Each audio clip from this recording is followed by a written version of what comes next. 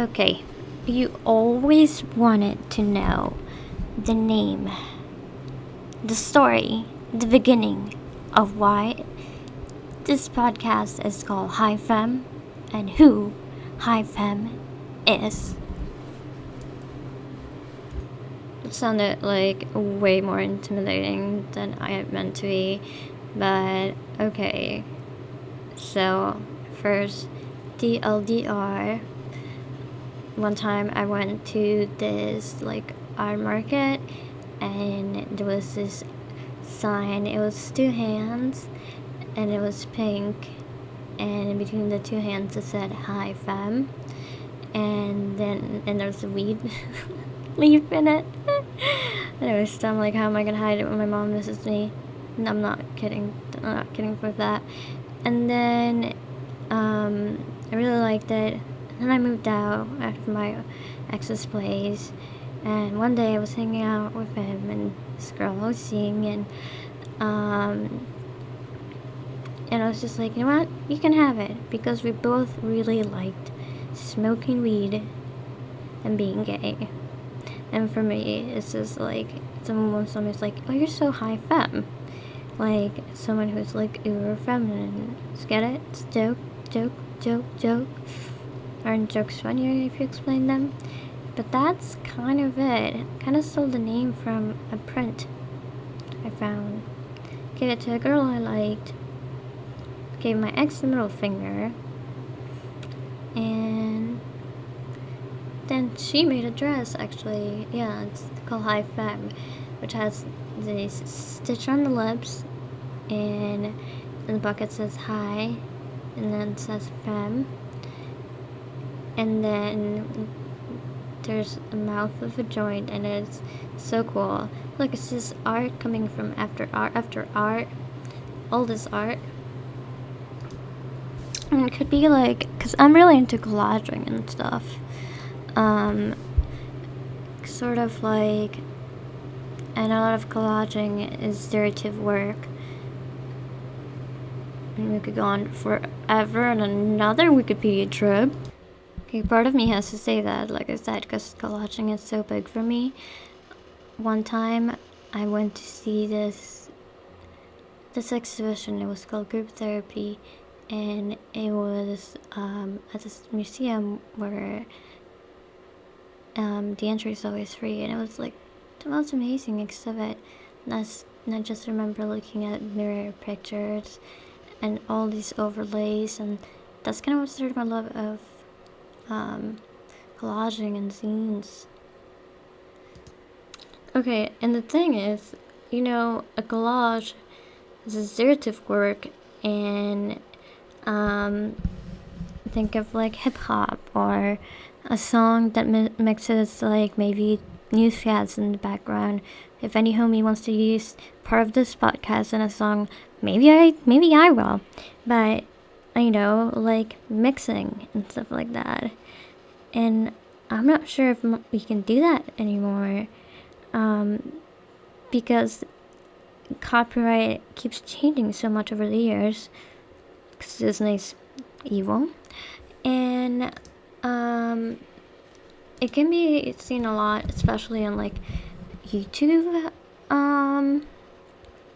since like it looks like a lot of people doing video essays are being affected by it. Film criticism thankfully does not seem to be, but TV really poses a lot of like takedown letters. I don't know, but it it, it is constricting so much that it just sucks the life out of art. you know but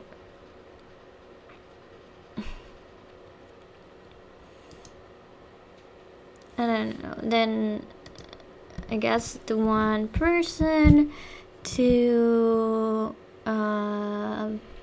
this guy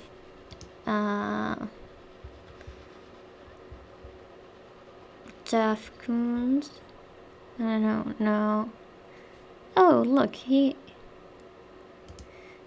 he was sued over copyright infringement, and he won.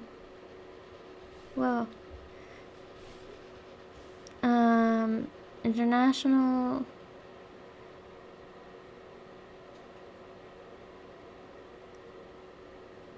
I have international sniffer. Okay, alright. Okay, you weirdo. Anyway, yeah, there was a case. So visually collaging, especially like if they seem it to be part of the foo-foo, high art, or academic world, it's fine.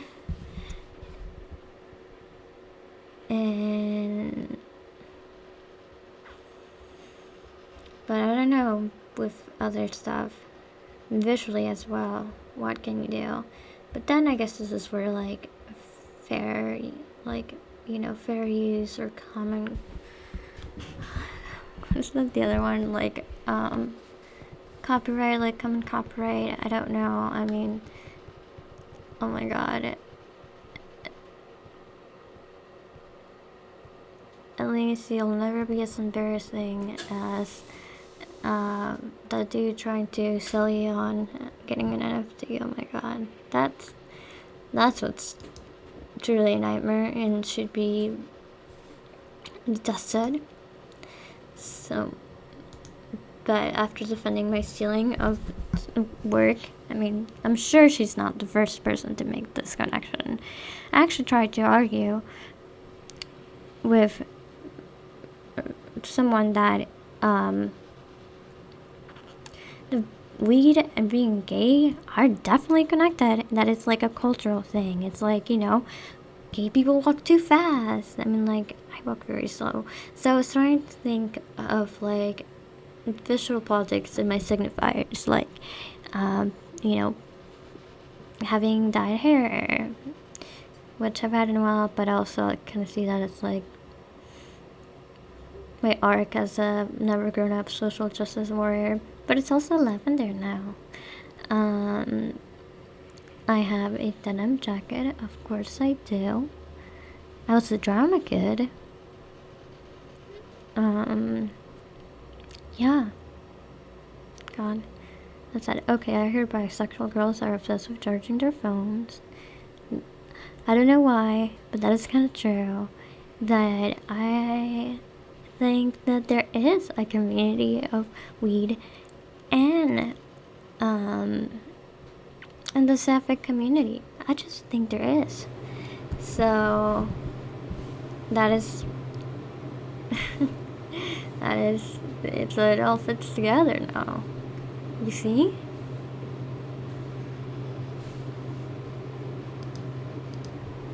Okay, so, but talk about the beginning. This last time I got gummy bears, and who remembers kind of like the intro trailer for this podcast, and I talked about me eating the gummy bear.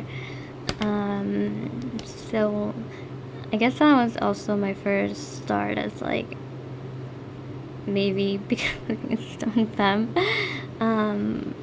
But yeah, in that story, one of my former ex, like my former ex makes it sound like I'm dating him right now, and I'm not. My ex. And then when I hate police, we were just talking, and I'm like, remember the good old times? I was like, yeah. And then I was like, getting high, eating cold Pizza Hut, watching Interstellar, come up with an entire theory about Space Daddy, and also get super high and watch Bob's Burgers. I don't think I ever did watch Bob's Burgers after that breakup. Yeah, I don't think I did. Anyway,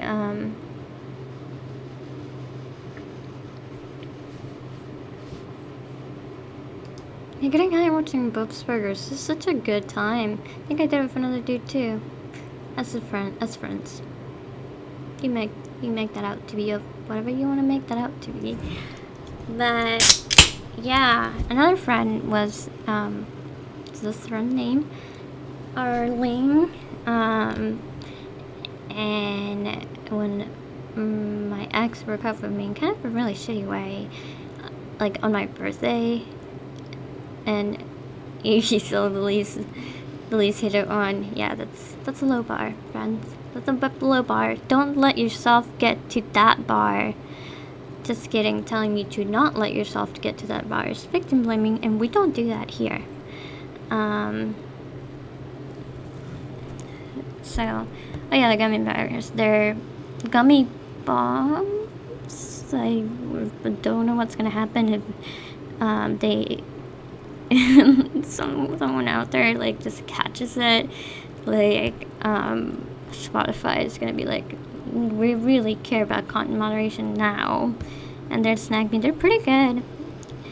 Like I got a pretty good high while I just ate one of 10 milligrams, and now I am like, and I ate another gummy bear, and now I am uncomfortably high, which is, right about the perfect place for me. Back to Carly. So she was best friends with my ex, but then she felt like it was really shitty how he broke up with me, and we became friends, and that was kind of like, I don't want to say it's like my first phase of my slutty faces, but I don't know. I was a 21-year-old kid who turned 22 and had never really done this. I didn't really smoke weed until I was 21. And anyway, it was nice bonding with Carly. Like we would go to the bars in Phoenix, and there was this bar. It was like underground. God, I can't remember. But anyway, and then sometimes I haven't been in a bar so long. I don't even remember what you call the people who are like guarding the door. Oh my God, bouncers. Yeah, they would just let us in. How cool! But also, which remind me of the song the Party by Justice. Please don't copyright strike me, Spotify. And every time we just message each other, we're like, I love you. I mean, one time it was a one night stand gone weird, and I started crying, and then she like told the guy to go away. We got high, and then she let me sleep in her bed. So, and my other friend Samantha, who I love so much, also has lavender hair and loves getting high, and is femme. See, I'm telling you, weed is part of the sapphic culture. Oh yeah. So yeah, the first time I ever got high, I was like 21. I was at another ex. This one's truly a piece of fucking shit. And I had his cousins, and then I smoked weed, and then I remember like looking at someone and just being so curious about their sandwich. I was like, what kind of sandwich is that? But then like totally I would have asked that even if I had not had to smoke some marijuana. And I still have problem packing a pipe at one time. I was that this person would make fun of me that somehow by miracle I was able to just really pack the pipe and look like I was doing. There's a reason why I do edibles over smoking. Okay. Also, after the breakup with that piece of shit ex, his cousin took my side, because one who wouldn't. I promise I am not a friend stealer or family rover or whatever. Just very charming and likable. That I came to Seattle to see them, and I got so high for like 3 days. And I just remember my friend Fail and I would just go back and forth, and we would all share the same pen. And then he always passes around. What a homie. Phil, shout out to you. Before times where we could sit around and watch movies and smoke. And his wife, my other friend, would sit outside and smoke cigarettes, and when I was, and in the same year, the 2016, it was like the 3 best days I spent that year, and kind of my taste of Seattle. And then I moved to Seattle, which made buying weed a lot easier for me. I am like primary case of like, if you legalize it and you make it easy, more people will smoke it, which I think would be a good thing, or get it, or whatever. But yeah, honestly, it just got so much easier to just buy edibles, even though sometimes I wish like I could make my own. And no, don't say I can, because I cannot cook, and it just sounds really complicated. Okay, it sounds a little scary. I don't know if anyone's ever baked edibles, let me know, because that's the thing too, I've never really had a homemade edible. Yeah, I don't think I ever had a homemade edible.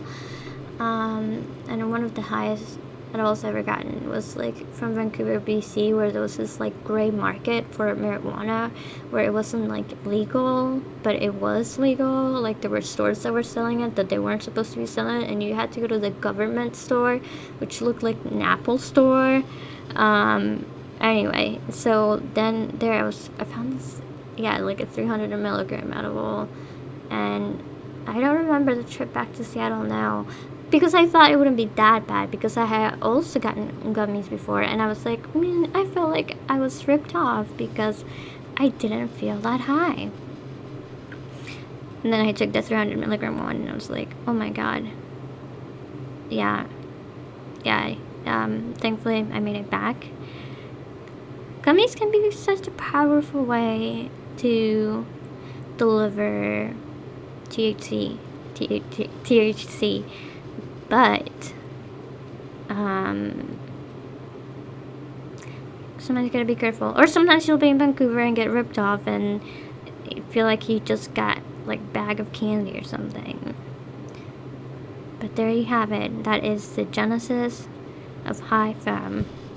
And this is totally not a play on Neon Evangelion Genesis, which again, my ex and my friend and my ex love, and he's always making references like mustn't run away. I'm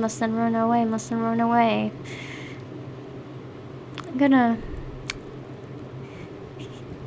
see, there's some good aspects to him, but I've never watched that show, but I have read the entire TV trope pages about it. But I want to know if maybe you think, like, is weed and sapphic culture or queer culture, is it like intertwined? Just being gay and being stoned? Or, I think that's the answer. Have you ever made your own edible?